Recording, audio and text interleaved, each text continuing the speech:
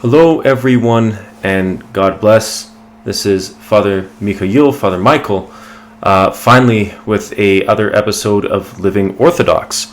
So just a very brief and quick update. Things have been very busy for me and my family.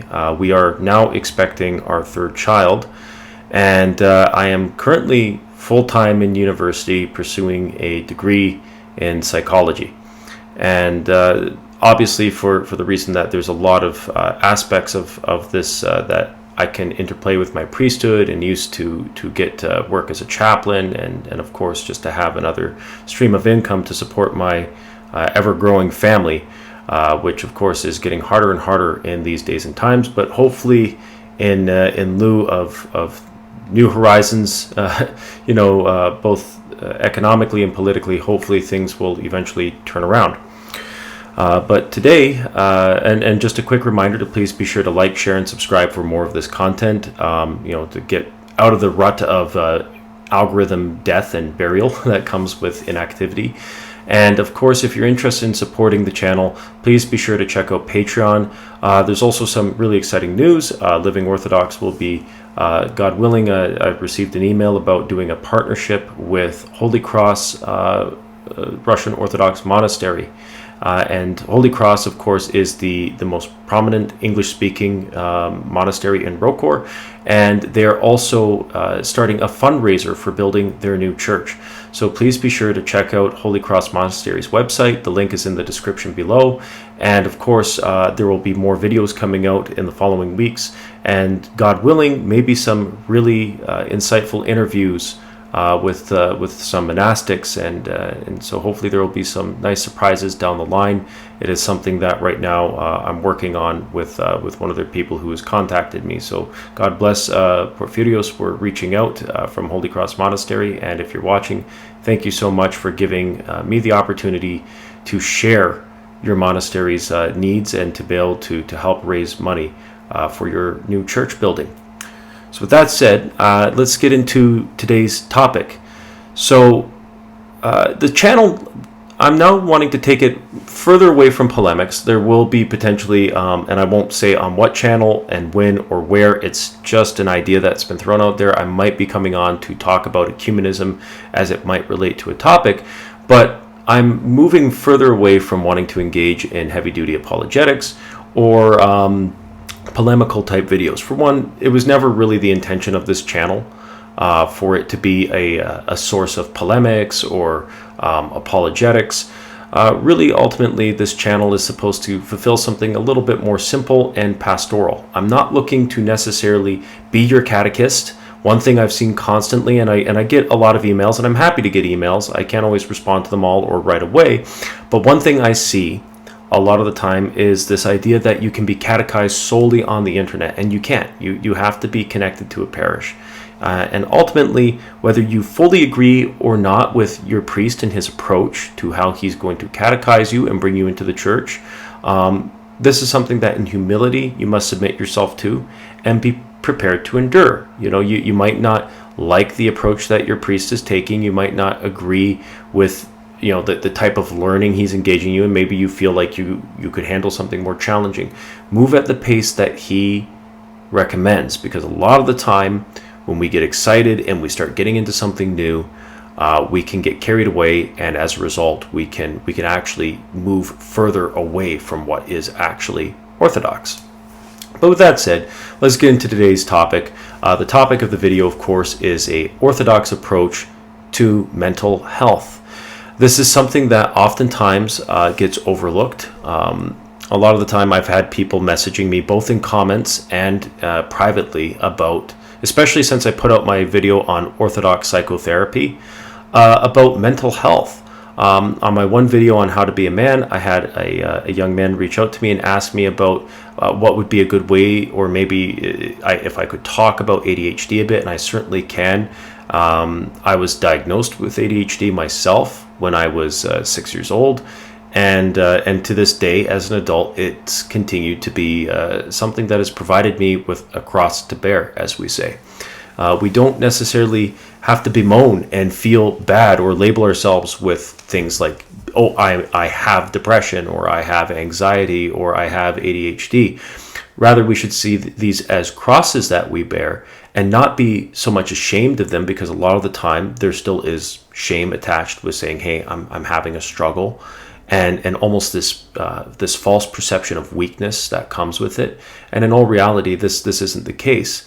Having a struggle with something like ADHD, dyslexia, anxiety, and depression is not a mark of weakness. It is an indicator, of course, of our fallen nature, of our need for God, that, of course, our bodies, our minds, our brains can malfunction. And obviously we have an idea of what a malfunction is, because otherwise we wouldn't have an idea of what a disorder is, right? So a disorder is something that is misaligned from proper physical operating order. So what is an Orthodox approach to these things? Oftentimes there is a huge temptation when one is facing various challenges and circumstances in their day-to-day life, especially in, as Dr. Jean-Claude Lerchette would say, in a hyper-connected and hyper-connective world. And there is a difference, of course, between being hyper-connected and having hyper-connectivity, right? So maybe a good place to start in looking at this talk is why so many young people and Orthodox Christians these days are somewhat neurotic. And the reason would be is that we, of course, not only are we not watchful and vigilant over our lives, and a good example of this is people spend a lot of time on their smartphones or on the internet, browsing or streaming or watching things, or struggling with addictions to various things on the internet, whether it be inappropriate content online or gaming. And these things have their time and place. I've never been the kind of priest who says, don't play video games, don't watch movies.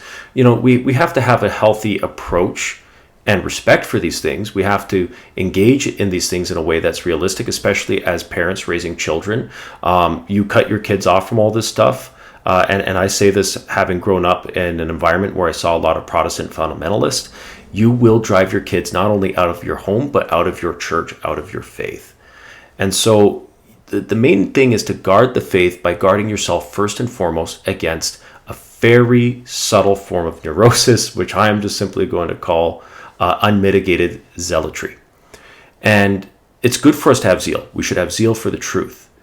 But when that zealotry becomes unmitigated, it can become disordered. And when it becomes disordered, we see that our lives take a shift in a direction towards things. And we might at first think, well, I'm praying more. I'm praying all the time. I'm praying 40 minutes in the morning and 40 minutes at night. But almost in every scenario, when somebody tries to approach the Orthodox life in such a way where they're like, we're getting rid of the TV, no more video games, no more movies, kids, you're only allowed to read the lives of the saints, and you have to know, how to pray the hours, for example, or if you're in the Western Rite, you have to know the monastic breviary. That's fine and all. It's good to have knowledge of how to navigate these liturgical books, especially if you want to serve in the altar and the choir, if you're going to be a reader. These are things that obviously we should have contact with. Ultimately, I'm going to fall back on Elder Ephraim with this. The most important thing is to engage in the daily gospel readings. And why is this? Because the more we imbibe these things, the more we repeat things. And this is even just pure science, and it shows forth in the spiritual life. Why do you think we have repetitions of the Jesus prayer? Why do you think we have repetitive prayer rules? Why do you think we do prostrations? Because the more we do things, the better we get at them. And the more we struggle through them, eventually there's that breakthrough where there is a reward, whether it's a hit of dopamine, or if it's the realization that, hey, wait a minute, I'm sinning less. I'm not swearing as much. I'm not spending so much time watching things or dwelling on negative thoughts. Or maybe I'm not keeping an eye on the news to the point where this is all I think about and I obsess about. Right? These are things we have to step back and take a look at. But when we are engaging now in the field of, okay, well, I have a mental health issue. I'm having a struggle with something. I'm feeling depressed. A lot of the time this can relate to various passions that we struggle with in the spiritual life, such as despair. Now, a lot of the time, despair comes about circumstantially, but then it becomes consuming, right? And a lot of the time, this happens yet again due to the hyper-connected world that we live in. And if you're somebody who suffers from a hyperconnectivity, you're always on your phone, you're always kind of taking in this news, always anticipating the shoe to drop. There's one subtle issue here. You are despairing for the mercy of God. You're fearing that you have to take your life so completely in control in your own hands that you always have to be fed in on the information on what's going on with your relatives, what's going on with the news, what's going on in the world, and then trying to anticipate and stay ahead of it. But this goes right against what Christ says to his apostles, where he says, don't worry about these kinds of things, like don't carry two tunics, you're more important than the birds of the heaven, right? That the flowers of the fields are clothed, and that God, of course, ensures that the birds of the heavens even have their fill. And how much more important are you than they, right? Jesus has also said in the book of Matthew, in the Gospel of Matthew, that worry does not add one hair to your head. Do not worry about tomorrow, for tomorrow, tomorrow is its own thing, right? Like today has enough of its own worries. Now, that being said, sometimes it's not that simple when it comes to things like depression and anxiety. There are physiological causes for this. And sometimes they're brought about by what we would call epigenetic factors. So things in your environment, maybe, your parents went through a really bad divorce and it traumatized you on a certain way, and it does. Because obviously, marriage, the two become one flesh. The children are the fruit of that union. And when mom and dad are torn apart from one another due to infidelity or violence, it does leave a wound, a trauma on the mind and heart and soul of the child who observes it. And this can carry through in life in many different ways. And one thing that we should be doing when we're going to confession, and we're confessing to our spiritual father, is we should be looking at the things in our life that we're struggling with and ask, where are these things coming from?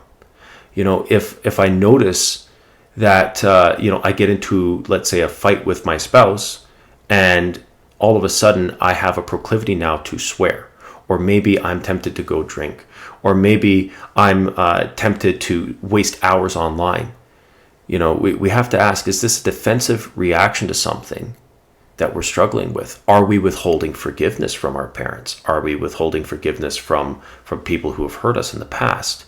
Because when we withhold forgiveness, of course, we actually fester the wound more. Forgiveness is ultimately a gift that you give to yourself in a way.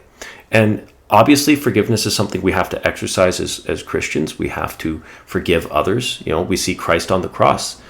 He's being mocked, spat upon, and he's God. And yet he says, forgive them, Father, for they do not know what they do. When we hold on to these wounds of bitterness, they tend to fester. And a lot of the time, it's a response to things. We're trying to anticipate what may or may not happen. But when we spend so much time anticipating things and dwelling on things to this extent, it starts to become an avenue for despair. And as a result, when we're not able to let go of these things, they tend to manifest themselves in other ways in us. And so sometimes we end up mimicking the behavior that hurt us. Sometimes we end up going back to the thing that caused an event to happen in our lives where everything started to fall apart. And so we have to address these things. And of course, prayer plays a huge role in this. When we're praying and doing the daily confessions of sins, we, of course, should be looking at how this applies to ourselves. We shouldn't be trying to think about other people's sins. I know that can be a real temptation for some, to just read through the list and be like, oh, so-and-so, my uncle does this and my mom did that. We have to be on guard against such things. Now, ultimately, there are times where there is physiological causes, such as postpartum depression, right? We sometimes have situations where the chemical hormonal imbalance in a woman is completely thrown out of whack from a pregnancy, especially if it's a really trying one, or if anything difficult happened in the pregnancy with life. Stress can happen within your life when you're expecting a child, and it's the worst timing, but God permits these trials for us for a reason. And sometimes it's an opportunity for us to humble ourselves when, we should first and foremost turn to the church. We should turn to prayer. But when things don't right themselves, and we shouldn't go expecting miracles right away. We go in prayer, trusting God to also give us the guidance to go and get the things that we need to do to get better. Because sometimes God also will work through you with a doctor in order to maybe try to pull that doctor into faith in him. Or sometimes it's to give you humility and forbearance through a trial while you're receiving treatment for an illness. Right? So, when it comes to this, I've had people say, so what do I do if I have severe postpartum depression? I've had women ask me this. I tell them, if you're not able to come over this, if prayer isn't helping, if everything else isn't really working out, and you're getting to the point where you're neglecting your kids, or God forbid, maybe even feeling aggressive towards them, it is okay to take medication. It's okay to seek help. But don't rely on it as a crutch, because then this is where it can become another form of a passion. It can become an addiction, because now you're not facing these things. You're not turning to God in prayer anymore. You're not seeking any kind of professional help. And to be clear, I'm not against therapy. I think, you have to be watchful. You have to make sure that the person that you're seeing isn't going to cross any boundaries in terms of your faith, your beliefs, that they're not going to engage in things that are antithetical to our religion, that are outside of things like, Reiki, obviously we don't agree with, or certain meditative practices where we don't agree with, including yoga. I don't care what anybody says. No Orthodox Christian should be doing yoga. There's reasons for this, right? There's connections to spiritual practices where it comes from, and these things are foreign to our spiritual life. And it kind of can even create a form of, if you ask me, cognitive dissonance. Oh yes, I'm an Orthodox Christian. I got my prayer rope, but in the meantime, I'm doing yogic breathing, and I'm focusing on Kundalini points. And you got to realize that yoga itself as a system was made as a form of connection and communion with their gods, which are not our God, right? We don't worship those gods. We worship the one God, the one true God. We worship Father, Son, and Holy Spirit.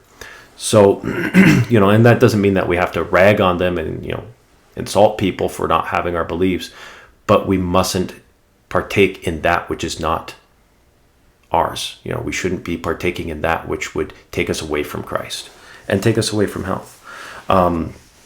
There's a really good book that I've been reading called The New Media Epidemic, and it kind of touches on this. There has been an increase in things like ADHD, to kind of touch on a question that I received a year ago on my Orthodox video on how to be a man. And, this wonderful person asked me, what do I do with my ADHD? A lot of the time, and speaking as somebody who has it, ADHD ultimately is a condition where you're always going to suffer a chronic lack of dopamine. And it's that motivation to have dopamine, to have that feel-good release, that you get, say, when you complete an assignment, or when you finish a hard day of work and you come home and there's a meal on the table, and you say your prayers with your family and your kids are there to hug you and kiss you. Like, that gives you a hit of dopamine. I know it does for me when I come home and my little girl throws her arms around me and says, "Daddy." Or when my son wants to talk to me about his trucks and his bulldozers. These things naturally give us a little surge, because what ultimately this does for us is it motivates us to keep on a path of discipline, right? St. Paul says that a man who doesn't work doesn't deserve to eat. So when we look at what is causing problems for men with ADHD, especially from a Christian perspective, a lot of the time it is the unmitigated, undisciplined use of things like social media, TV, video games. We have to learn how to rewire ourselves to get that dopamine hit from reading scripture, from praying, from going for a walk, and of course, if it's something where in your professional life, in your school life, maybe you're struggling a little bit, it is okay to get a little bit of medical help. It is okay to take a prescription. Make sure you consult with your doctor, and make sure, if you're worried about anything, you can always ask your spiritual father for a blessing, or for him to pray for you. One thing I've loved to do whenever I've been serving liturgy is to offer a litany for the sick, or a litany, just a general litany for needs for people. But if you feel like this is something where you really want help and you want God to help you, you can also make that request. You can send in a donation to Holy Trinity Monastery in Jordanville, and they will commemorate you in liturgy or offer a moleben for you. If you're not sure what a moleben is, it is a supplicatory prayer that is very popular in Slavic churches, such as the Russian, the Bulgarian, the Ukrainian. I think the Romanians do them too. I'm pretty sure. I'm not entirely sure, obviously, because I don't serve in a Romanian jurisdiction. But these are things that you can do. Ultimately, and I do plan to do more talks on this, because I'm going to dovetail this onto my Orthodox Psychotherapy Part 2 video. This is kind of like a Part 1.5, I guess, kind of getting now into the science and getting into the reality of it. Ultimately, if we're struggling with anxiety and depression, the first thing, of course, is you need to talk to your family and talk to your priest. Tell him, hey, don't be ashamed. Priests are human. We get it. We've had these kind of struggles too, right? Talk to them about, hey, I'm feeling anxious. I'm scared I can't provide for my family, or I'm afraid that when my baby's born, I'm not going to be a good mom, or I'm afraid of letting down my mom and dad when I go to college. You name it. Or maybe you're anxious about converting to the Orthodox Church and how maybe your non-Orthodox family is going to receive it. And these are things where you have to have open discussions with your priest about this. And that's why I really do encourage anyone watching this who is, from North America, find an English-speaking priest or mission. Not that, foreign priests who don't speak English perfectly can't provide good guidance. They certainly can. It's just sometimes there are cultural, linguistic nuances where you're trying to communicate what you're going through that might get missed, right? And so I really encourage, just try to find it. And obviously for the purpose of understanding and being formed by the liturgy, by the services, you should find a church that does things in your language. That's my opinion. Maybe there are people out there who disagree. That's okay, but ultimately languages are tools. They're meant to inform us. And when we're in the liturgy, we are being formed actually all the time. And we're constantly humbled when we read the prayers. We're constantly having our minds on the heavenly reality that we're participating in. So to kind of start to wrap this up, but to kind of give some interesting information, there are people or scientists who have named a new phobia, and not there's certain phobias that are used a lot in mainstream media that oftentimes are not real phobias or just leveled as a attack against someone's character and usually avoiding addressing a point. But there is an actual phobia now called nomophobia, which means no mobile phone, like the fear of not having your connectivity. And coming back to, again, the matter of ADHD, anxiety and depression, there has been an increase in these exponentially with the advent of smart mobile phones. Having that hyperconnectivity, for when people are anxious about not being involved and not being connected, and it's within our nature to be communal. And so these things are seen as communal things to us, and we fear not having them because we fear being alone. And ultimately, this is an instinct of ours because we are meant to be communal. And that's where we see the full realization of this in the church, where we are communally united in the God-man.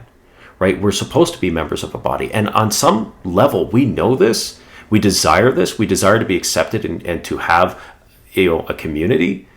But a lot of the time, we look for this in an excessive or unhealthy way, right? Because there's a real fear of loneliness, right? We live in the most connected time, right? We have the internet. We have all these devices. You could be watching this video and be in a completely different country from me. We've never been this connected before.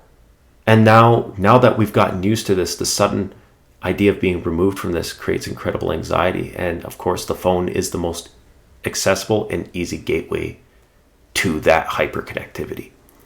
And so one thing I definitely encourage you to do if you have ADHD, if you're struggling with depression, for one, spend less time on social media. Ideally, get rid of it. But maybe put your phone on Do Not Disturb at certain times when you're at work or when you're studying. Go for a walk with your friends, with your spouse, with your fiance, with your kids. Go for a walk and have your phone on airplane mode or Do Not Disturb. Whatever is going to come in from the world or from so-and-so can wait. Take those few minutes. Wake up early in the morning and go for a run. Go outside and get fresh air. Do your prayers. Go take your Psalter or your prayer book. And maybe if there's like a nice forest or somewhere quiet, or maybe just on your back deck or your balcony, go and pray. Enjoy the sunlight. Enjoy what God has created, and start your day off with a little bit of calmness and stillness. Take it step by step. And like I said, if you need medical help, get medical help. There's no shame in that. There's no harm in that. There's no sin in that. And if you're worried about things, ask for blessings from your priest. Ask for him to pray for you. Ask for him to sit down and talk to you when he has time. And ultimately work on not being so dependent on having constant feedback. It's okay to have a lull in time and in communication. It's okay for Living Orthodox to not upload a video every single week, right? Like, I took time off to focus on my family and on the direction that I need to take us in. So that said, dear ones, I hope that this was an interesting beginning, to give you an idea. These things they're impactful and meaningful. I've had so many emails and messages from young men and young women who are depressed, who are scared, who are seeking the church, seeking Christ, and this is wonderful. But make sure that you are ultimately not just coming to try and get a quick fix, thinking that at the moment I get baptized, my problems will go away. No, your problems are going to probably get worse. The devil's going to come after you. You're going to have a cross to bear. The servant is not greater than the master. We have to be ready to be crucified with our Lord. I've gone through it. I've been going through it. My wife goes through it. My family, my mother has severe early onset dementia. And it's really taken a toll on her and on my family. But they take her to church, they take her to monasteries, they pray for her, and they take her to a doctor. And it's okay to do all those things, because ultimately we are mind, body, and soul, and we have to treat these things. You can't neglect one to save the other. So with that being said, like I mentioned earlier in the video, if you are going through something where you need physical help or mental help, make sure you're not neglecting your spiritual life, because ultimately without that, everything else around it's going to crumble. You need to have a strong foundation that you build your life on. And that's something that a lot of us struggle with. We build our life on instant gratification, on easy access and success when it comes to social circles, rather than on having the ability to complete something, or the ability to look inward in ourselves and start attacking our various issues. It's something that I sit down and do at the end of every day. I try to write down something I want to improve and things that I'm grateful for. These are all things that we have to take into account. To give you one last thought, and I'm going to tie this into my next video on Orthodox psychotherapy, with ADHD, to kind of come back to that, just for the relevance, and to answer that question that I left unanswered for so long, probably because of my ADHD. Children who have it, 27% of them have conduct disorders, and 30% struggle from anxiety, and 15% from depression. And there's other statistics, there's other information in this. But looking at and of course, correlation does not equal causation, but looking at the correlation with the advent of social media, its increased use, and of course with with the hyperconnectivity that we have with our smartphones, there's an uptick in that. And these things, of course, could be making it worse and exacerbating it. So, try to stay connected with your church community. Maybe develop a strong relationship with your Godfather. Try to start a brotherhood of men in your church. There was one back in London, Ontario, great group of guys from all the different Orthodox churches there. And they've supported each other and given each other moral support. They've helped each other with their formations in faith. These are all things we got to take into account. So thank you for tuning in, everyone. Please stay tuned. I'm going to be coming out with Orthodox Psychotherapy Part 2. And I hope you all have a wonderful night or day, whatever time it is, wherever you are. As always, may God bless you and keep you always. And please pray for me, an unworthy priest.